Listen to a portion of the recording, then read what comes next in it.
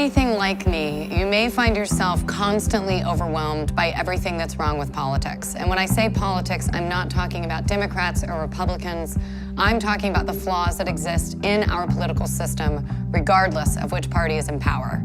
And I know it's hard to talk about politics these days, but look, the government is ours. We pay for it, so it needs to work for us. And right now it doesn't, and I mean it really doesn't. So what's going on here? Is it Russian meddling in social media? Is it him?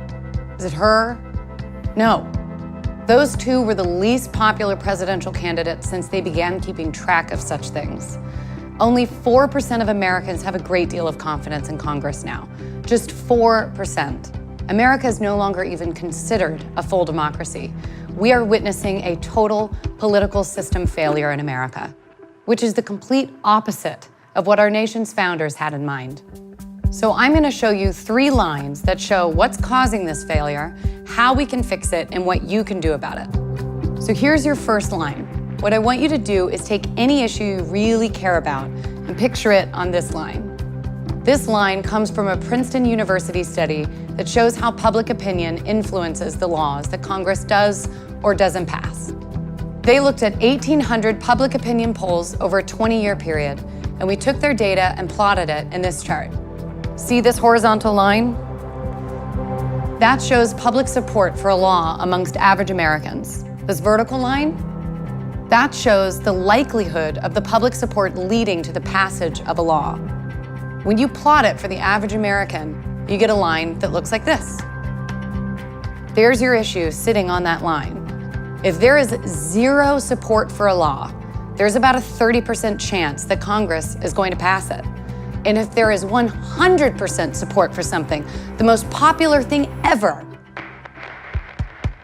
there's still a 30% chance that Congress is going to pass it. So the line is horizontal because no matter how much support there is among average Americans, there's still a 30% chance that Congress is going to pass that law.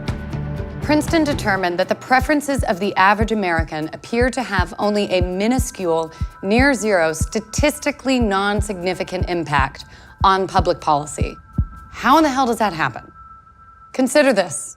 Politicians are spending up to 70% of their time raising funds for re-election after they get into office. Why?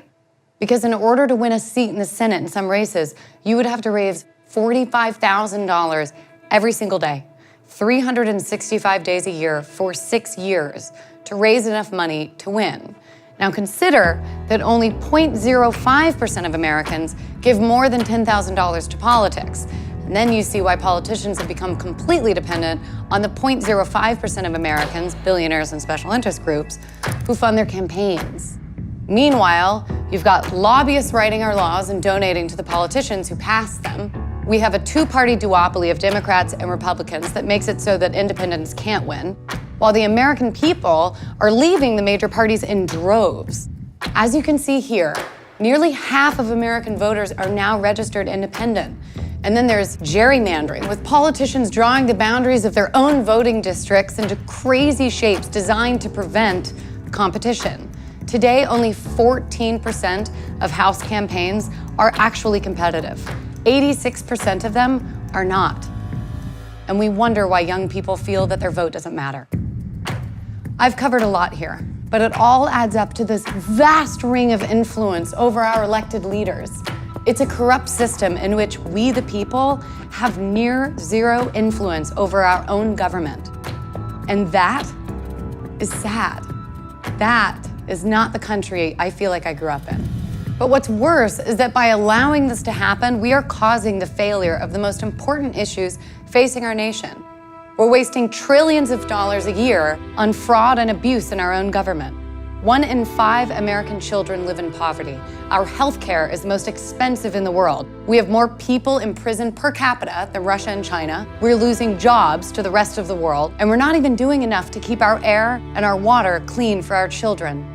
America was founded on the promise of self-governance, but instead we have statistically non-significant impact on public policy. So first of all, the US Constitution gives states sole control over how elections are run, even federal elections. So when we fix gerrymandering or election laws, that fixes the federal election in each state. That means that by going state by state, we have an immediate impact on how we elect Congress and how we hold them accountable. But there's more, and that brings us to our second line. This line is from a Bloomberg News study. It finds that throughout American history, passing state laws leads to federal victory. Let me show you what I mean. This chart shows the number of states over time that pass laws giving women the right to vote. When it hits the right side of the chart, that's the federal victory. Okay, now I want you to watch the blue line. We're gonna do this again with interracial marriage. There were a few states in the Northeast that made it legal decades ago, and centuries go by, and we hit this blue line where all of a sudden there's a rush of activity, which leads pretty quickly to federal passage. So here we are again with same-sex marriage. One state, Massachusetts, for many years. A couple decades later, we hit that blue line, a jump in state activity and federal passage. This isn't about these issues. This is about a winning political strategy. The crucial finding in the Bloomberg study is that a key event, often a court decision or a grassroots campaign reaching maturity, triggers a rush of state activity that ultimately leads to a change in federal law. So fixing this problem is possible, but how do we create our trigger moment for this issue? Well, the grassroots campaign from the study, that's Represent Us. We're bringing conservatives and progressives together to pass anti-corruption laws all across America, using 3 strategic innovations: right-left coalitions, calling out corruption, and building a movement, a big movement. And I'm gonna break them down for you. Can I do this part? No. First, right-left. This is how people self-identify in America. This isn't party identification. This is how you feel politically. And as you can see, it's 25% liberal, 36% conservative, and 34% moderate. But for the past 40 years on the reforms I've outlined, it's liberals speaking to liberals using liberal language with liberal messengers, liberal. I just had to say that one more time. And you're just not gonna change the political power structure of America with 25% of the people. Fixing corruption requires that we enlist all Americans, liberal, conservatives, and moderates who, as we've shown, overwhelmingly support reform. Number 2, corruption. When we talk about money in politics, gerrymandering, democracy, campaign finance reform, most people just tune out, but people are fired up about corruption. And number 3, we must build a movement, a big movement comprised of all kinds of people from all across America fighting to pass anti-corruption laws, and then make sure they are implemented and protected. So again, liberals and conservatives working together, corruption, and build a movement. This is the foundation of Represent Us. We believe the government should work for every American, not just a handful of billionaires and special interests. But it's not just an idea. In a few years, we've already racked up 85 wins all across the country. And if we can get those 85 wins to 850 wins, we can fix our corrupt political system, save America, and get to work on fixing everything else that's broken in our country.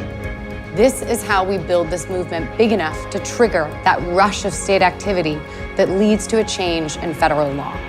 And that brings us to our last line. Right now, this is you. And right now, these are all of the ways that you can help us go state by state, city by city, to fix the corruption in American politics. Volunteer and join a Represent Us chapter. Or, if that's not your thing, join the Commonwealth to make a monthly donation in support of someone who does volunteer. 100% of your money goes straight to passing these laws, not to overhead or our expenses. Every voice matters. Your voice matters. If you do nothing, nothing changes. But if we all do a little, we can win together. So the only question left is this: will you cross that line? Join us at represent.us.